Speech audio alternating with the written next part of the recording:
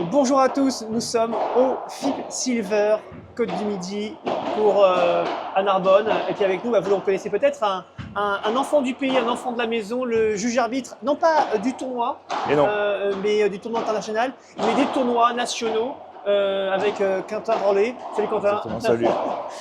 Écoute, focus, on va faire un focus sur toi aujourd'hui. Avec plaisir. Et puis l'idée c'est de voir que voilà, tu es un juge arbitre de paddle, mais disons que tout n'était pas déjà vu d'avance. Tu as un passé qui est bien différent de ce que tu vis aujourd'hui. Raconte-moi un peu ton parcours. Effectivement, en fait, moi avant, je n'étais pas du tout destiné à faire ça. Moi, j'ai joué au tennis jusqu'à mes 19 ans. Et en fait, à 19 ans, j'habitais encore à Montauban et puis je suis descendu à Narbonne pour faire mes études. Et je continue à jouer au tennis, mais ici, il y a 300 jours de vent par an. Donc le tennis en extérieur, c'était un peu difficile. Une fois, mon club de tennis m'a amené jouer au paddle et puis finalement, on a fait une initiation au paddle et puis je suis resté au paddle. Puis je joue au paddle, etc. En quelle année? C'était 2019. 2019 quand je suis descendu. Où ça? Alors j'ai commencé à l'AREA, à l'autre club de Narbonne. Et donc ils m'avaient proposé à cette époque de passer le JAP1 parce qu'il leur manquait sur certaines dates un juge arbitre. Et donc je l'ai fait un peu par hasard, mais finalement je me suis vite pris au jeu. Et grâce à ces débuts de tournoi, il y a Théo qui a monté le set paddle. Et puis qui m'a appelé et qui m'a laissé une très grande place dans son club. Donc c'est un peu aussi grâce à lui que j'en suis là aujourd'hui. Il m'a laissé une grande place pour faire les plannings des tournois. Il m'a donné énormément de tournois à arbitrer dans son club. Et du coup, ça a été un petit peu le tremplin. Et donc j'avais toujours un métier à côté de ça. Je faisais mes études. Alors quand tu dis que tu avais un métier à côté, que tu faisais tes études, c'était quoi et quel métier? Alors au début, j'étais en DCG, donc une licence de comptabilité. Et je travaillais chez Burger King à côté. Je faisais quelques tournois dès que je pouvais. Et puis là, récemment, je travaillais dans un centre de formation et j'ai quitté mon travail au mois d'avril. Et j'ai réfléchi un petit peu à ce que je voulais faire et puis je me suis dit que le juge d'arbitrage, c'était vraiment ce qui m'intéressait. Et du coup, j'étais en train de passer le JAP2. Et donc, je me suis dit, allez, on va se lancer dans le grand bain pour que cette activité devienne mon métier. Donc tu es passé de la compta au paddle. C'est un peu ça. Plutôt sympa, non? Plutôt sympa. Toujours des tableaux Excel à traiter quand même, mais toujours oui, aussi sympa. On reste un petit peu dans le côté Excel, Ouais, c'est ça. essayer de mettre tout le monde d'accord. C'est devenu aujourd'hui ton métier. C'est ça, depuis. Tu as une page Instagram qui s'appelle le jet du paddle. Le JA du paddle. Le jet du paddle. Ouais, exactement. En fait, comme j'avais un peu plus de temps, comme j'ai quitté mon travail, j'ai trouvé très intéressant parce que personne ne l'avait fait pour l'instant, de créer une page Instagram et d'expliquer un petit peu les règles qui sont un petit peu méconnues dans les niveaux débutants du paddle, mais on s'aperçoit aussi que dans les hauts niveaux, il y a quand même des erreurs qui sont faites. Je pense par exemple au service. Du coup, ça a été intéressant pour moi de le mettre et aussi de pouvoir partager les tournois sur lesquels j'ai officié, puisque dans chaque tournoi, j'essaye un petit peu d'apporter une patte un peu différente de ce qu'on peut trouver, même si on peut trouver des choses excellentes à côté. Alors, tu viens d'aborder un point extrêmement intéressant, ce sont les fameux points qui paraissent importants et qui sont parfois méconnus des joueurs de paddle. Donne-moi un peu un top 3 de ton top 3 des règles méconnues et qui parfois font débat sur les pistes. Alors, il y avait eu un gros débat sur une piste qui avait causé une vive discussion entre deux joueurs qui s'était mal terminée. C'est de prendre la balle de l'autre côté du filet, donc prendre la balle avant qu'elle franchisse le filet de l'autre côté du filet. Je pense aussi au service, qui est quelque chose de très complexe, où souvent les joueurs viennent me voir. Ouais, mon adversaire, je trouve qu'il sert trop haut, il jette la balle dans le carré, il a les pieds de l'autre côté de la ligne. Ouais, ça, c'est assez récurrent et du coup, j'ai voulu apporter cette patte. Et après, petit à petit, on va apporter un peu plus de complexité sur des règles qui sont beaucoup plus pointues et qu'on va voir que sur des situations de jeu très précises. Et enfin, peut-être une troisième règle là, que tu as vue dans le cadre de ton expérience dans les tournois de paddle. Aussi le rebond de la balle. C'est-à-dire que quand elle va aller à l'intersection entre la vitre et le sol. Est-ce que ça touchait la vitre, pas touché la vitre? Oui, mais la balle, elle est remontée, oui, mais elle retournait dans le bon sens. Donc on essaye de les aiguiller sur le rebond. Pour en revenir sur le fameux service, c'est vrai qu'on en parle, on voit les professionnels débattre parfois de ce sujet-là. Finalement, ce qu'on voit à la télé et ce que nous vivons, nous, les joueurs amateurs, eh bien, c'est la même chose. Complètement. Moi, je suis assez féru de regarder les matchs à la télé et voir comment les arbitres gèrent les litiges parce que finalement, ce qu'on voit à la télé, c'est pas si loin de ce qu'on peut retrouver sur des pistes, même en P25 ou en P100. Et je me rappelle de voir Bella servir à hauteur d'épaule et que ça faisait litige, ou un Alex Ruiz. Ouais. Et on voit que c'est toujours des problèmes qui sont récurrents. Et même des fois à la vidéo, quand ils demandent la VAR, c'est pas toujours très clair. Ouais. Donc on essaie de tirer le vrai du faux. Et après aussi, on essaie aussi de rappeler aux joueurs un petit peu qu'en P25, on a rarement vu un serveur envoyer une énorme vibora qui a fait ace. Oui, et d'ailleurs, c'est peut-être ça qu'on peut dire, c'est que s'il y a une succession d'ace ou des boulets de canon au service, c'est qu'il y a forcément quelque chose qui ne va pas. C'est ça. Parce que bon, si on voit les professionnels et qui ne font pas forcément beaucoup d'ace, voire pas, comment un genre de P25 lui est en capacité de faire des ace. Donc il y a chercher l'erreur, non? C'est un peu ça. Et régulièrement, alors là, c'est plutôt en P100, des joueurs qui viennent du tennis et qui se régalent à lancer la balle un peu haut et à envoyer une grosse gifle de coup droit qui va remonter mi-terrain. Donc là, on essaye d'intervenir pour ne pas pourrir le match de son adversaire. Tu as déjà vu justement, il y a des vidéos qui circulent parfois où on voit que le sang, que les joueurs s'effritent un petit peu, c'est le moins que l'on puisse dire. Parfois, ça peut même aller à la bagarre. On sent que ça peut être très chaud.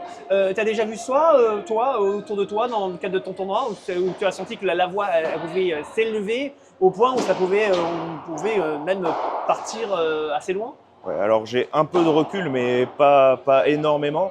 Mais j'ai pas vraiment eu de bagarre. J'ai eu une fois 2 joueurs qui se sont mis front au filet et que j'ai dû séparer parce que quelqu'un à l'extérieur était intervenu sur une balle du terrain, ça lui avait pas plu. Il y a des noms d'oiseaux qui avaient volé, donc ils se sont retrouvés front.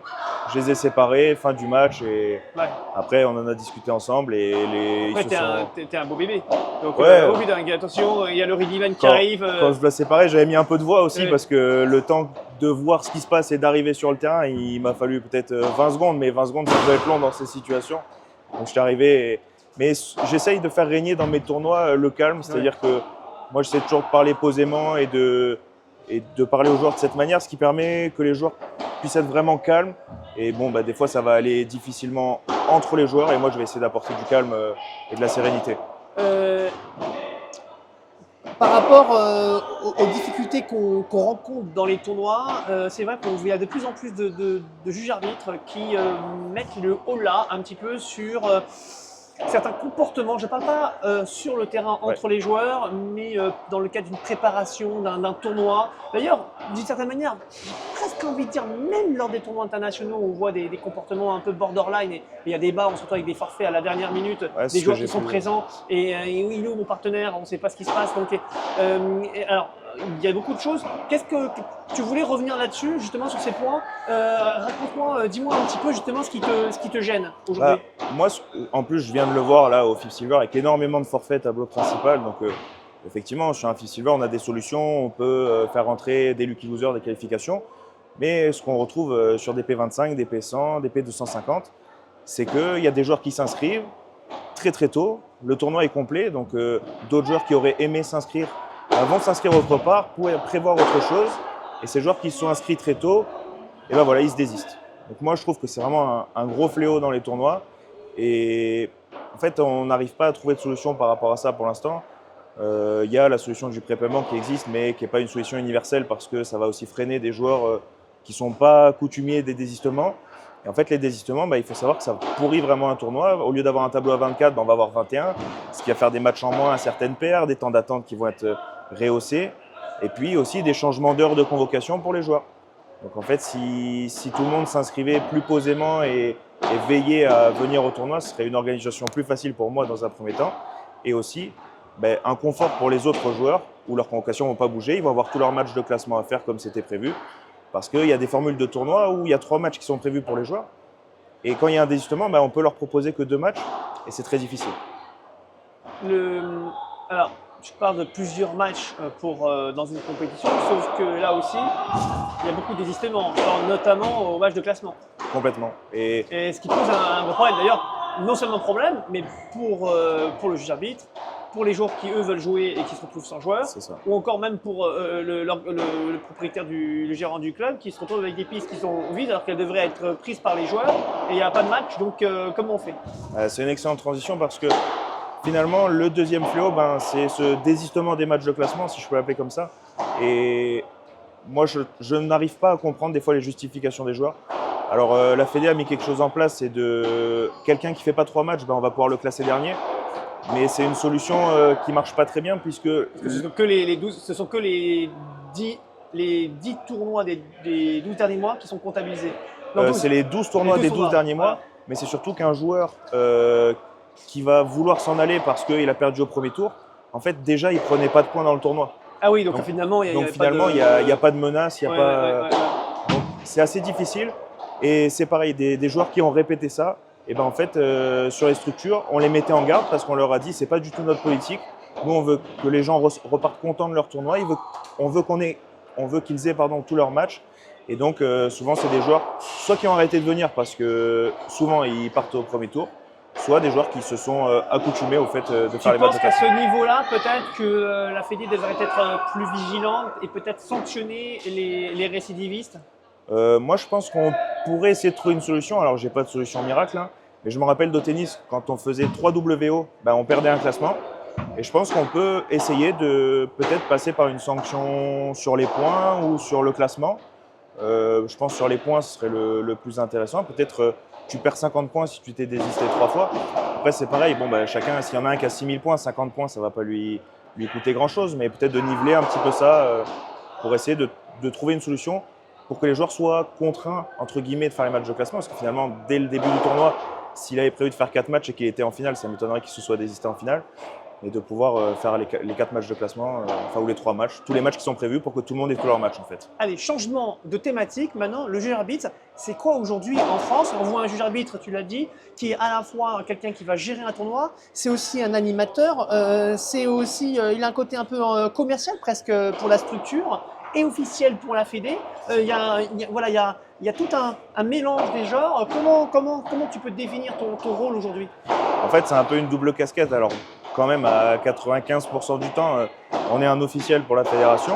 Et donc, on vient pour faire respecter le règlement lors d'un tournoi, une organisation convenable en respectant les temps de repos, etc. Et après, on est aussi un atout et, comme j'aime bien dire, un commercial pour la structure. C'est-à-dire que les joueurs qui vont venir, ils sont dépendants de mon organisation, de comment je vais les accueillir sur la structure, comment je vais leur faire jouer les matchs. Et donc, en fait, aujourd'hui, un juge arbitre qui donnerait énormément d'attentes à des joueurs, c'est des joueurs qui ne reviennent pas. Et du coup, c'est à ce moment-là un problème pour la structure. Donc c'est là cette double casquette. Pour terminer, tu n'as pas précisé les axes d'amélioration qui, selon toi, pourraient être intéressants dans les prochains mois, prochaines années pour faire évoluer et puis pour améliorer l'expérience justement des joueurs dont tu parles. Oui, effectivement. En fait, je pense que des axes d'amélioration, il va falloir en trouver. Mais quoi, par exemple, tu peux me donner un sujet, une thématique, tiens, ça, c'est une bonne idée par rapport à mon parcours. Je pense qu'il y a cette thématique que l'on pourrait proposer en tout cas. Ouais, alors il y a déjà, par exemple, une formule que je propose où, en fait, souvent, des fois, les couples, c'est difficile qu'ils jouent ensemble, donc ils jouent en mixte et ça se passe pas forcément bien. Donc chaque mois, j'essaye de faire un P100 homme et un P100 femme sur le même laps de temps, avec une rotation homme et une rotation femme. Comme ça leur permet de venir. Donc ça, c'est une innovation entre guillemets que j'ai trouvée pour que les couples puissent venir jouer. C'est tellement possible. Oui, c'est possible. C'est tout à fait possible. Et après, je pense par exemple à trouver des lots attractifs, essayer de faire peut-être des tombolas lors des tournois. Pas forcément grand-chose, mais de pouvoir faire aussi gagner quelque chose à des pairs qui sont juste là la journée. Alors, je vais changer ma question, enfin je vais la faire évoluer du coup. Tu parlais des tournois mixtes, Ouais. Sujet récurrent. Est-ce qu'il ne faudrait pas bloquer les tournois mixtes, proposer un minimum de niveau chez les dames Oui. qui veulent jouer avec des messieurs et un niveau maximum chez les messieurs également. Pourquoi je t'en parle? Parce qu'on voit parfois des disputes. On voit des disputes parfois entre pairs. Les deux paires n'ont pas les mêmes objectifs ou les mêmes intentions dans le tournoi. Il y en a qui veulent vraiment qui sont là pour gagner, d'autres qui sont là plus parce qu'ils veulent s'amuser. En fait, on se retrouve et il n'y a pas de il a raison, elle a raison, etc. Sauf qu'il y a parfois un problème, un déficit de puissance chez l'un ou chez l'autre. On voit des trucs parfois un peu particuliers. Il faut être prêt à ça. Complètement. Alors souvent, les joueurs qui jouent en mixte, ils savent ce qui va se passer. Sauf qu'il y a un code qui existe qu'on dit voilà, il ne faut pas se matcher sur la fille, etc. Oui. Sauf qu'il y a des joueurs, ça ne les intéresse pas, eux, ils sont là, ils jouent un P100 ou un 250 mixte. Tu assumes. Ils veulent les points, Ouais. je joue sur une fille, on joue sur une fille. Donc souvent, c'est sur ce sujet que ça ne se passe pas bien. Sinon, les compétitions mixtes, je trouve, c'est les compétitions qui sont très très conviviales. Mais on a souvent ce problème assez récurrent puis des joueurs qui continuent, qui recommencent parce que pour eux c'est OK. Est-ce que, allez, pour terminer, pour conclure, aujourd'hui, tu es surtout un tournoi, un juge arbitre national. Quand tu vois justement ce qui se passe ici, tu te dis, tiens, pourquoi pas être demain aussi un juge arbitre international, ce qui est un objectif peut-être à terme? Ben, ça peut le devenir. En tout cas, ça m'a mis la puce à l'oreille en voyant ce tournoi et voir des officiels français qui officiaient pour la FIP. Donc je vais bien me renseigner et voir si c'est possible d'intégrer ce genre de compétition parce que c'est vraiment un super événement. Donc merci au CED de l'avoir organisé parce que c'est juste en bas de chez moi et ça me permet de voir des belles choses. Bon, eh ben, on était avec Quentin Rollet, le juge arbitre du club. Et puis, je te remercie beaucoup Merci à toi. pour l'interview. Merci à toi, Franck.